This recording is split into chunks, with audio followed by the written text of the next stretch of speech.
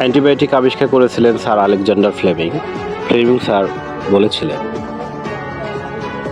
এই অ্যান্টিবায়োটিকের কারণে আজ কোটি কোটি লোক বেঁচে যাবে। অনেক বছর পর এগুলো আর কাজ করবে না। তুচ্ছ কারণে কোটি কোটি লোক মারা যাবে আবার। অ্যান্টিবায়োটিক খাওয়ার কিছু নিয়ম আছে।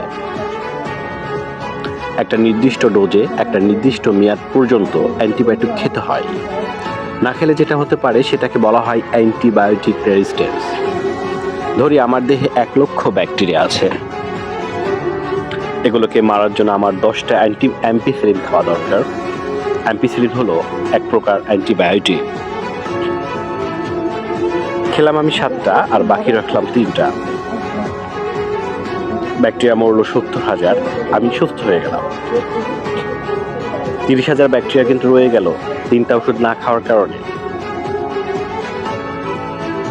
এগুলো শরীরে ঘাপটি মেরে বসে জটিল এক কাণ্ড করলো নিজেরাই। তারা ভাবলো, যেহেতু অ্যাম্পিসিলিন দিয়ে আমাদের 70,000 ভাইকে হত্যা করা হয়েছে, অতএব আমাদেরকে অ্যাম্পিসিলিন প্রুফ জ্যাকেট পরতে হবে এবার।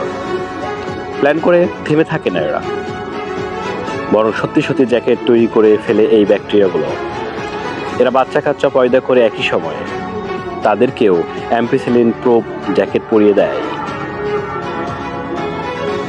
এর ফলে যেটা হয় সেটা হলো পরের বার অ্যাম্পিসিলিন নামক অ্যান্টিব্যাকটেরিয়া আর কাজ করে না। সবচেয়ে ভয়ঙ্কর বিষয় হচ্ছে,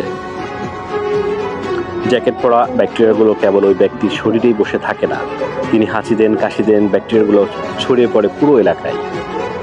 আমাদের বড় বড় হসপিটাল থাকবে, সেখানে FCPS, MD, PhD করা বড় বড় ডাক্তাররা থাকবেন, কিন্তু কারোরই কিছু করার থাকবে না, কারণ হাতে যথেষ্ট অ্যান্টিবায়োটিক থাকবে না। সামান্য সর্দিতে এই রোগী মরে সাফ হয়ে যাবে।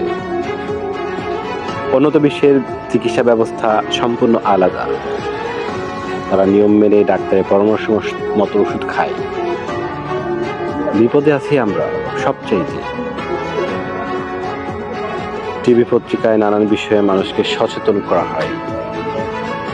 বাথরুম করে হাত ধুতে হবে, কাশি হলে ডাক্তার দেখাতে হবে, নিরাপদ পানি খেতে হবে, ইত্যাদি ইত্যাদি নানান বিষয় বিজ্ঞাপন। কিন্তু অ্যান্টিবায়োটিক নিয়ে কোনো কিছু আজও চোখে পড়েনি, অথচ এটা অন্যগুলোর চেয়ে সবচেয়ে বেশি জরুরি। ভয়ঙ্করও বটে। অ্যান্টিবায়োটিক কাজ না করলে এত সচেতনতা দিয়েও আর লাভ হবে না। আগুন নিয়ে খেলছে ফার্মাসিওয়ালারা। রোগী ফার্মাসিতে গিয়ে একটু জ্বরের কথা বলল, সেখানে বসে থাকা লোকটি দিয়ে দিচ্ছে তাকে এরিথ্রোমাইসিন, সাইফিকজিন, স্যাপ্রোক্সিন নামক বিখ্যাত না দামি অ্যান্টিবায়োটিক। কিন্তু কতদিন খেতে হবে সেটা না জানিয়েই সুন্দর করে বলে দেয়, এই ওষুধটি 1 ডোজ করে খাবেন, সব রোগ ভালো হয়ে যাবে আপনার। এভাবেই আস্তে আস্তে রেজিস্ট্যান্স হচ্ছে সব অ্যান্টিবায়োটিক। চিকিৎসা ব্যবস্থার সাথে যারা রয়েছেন ডাক্তার, নার্স, তাদেরকে এখনই এই ব্যাপারটা নিয়ে ভাবা উচিত। সবাইকে অ্যান্টিবায়োটিকের সঠিক ব্যবহার বিষয়ে সচেতনতা বাড়াতে হবে, না হলে আমাদের ভবিষ্যৎ অন্ধকার।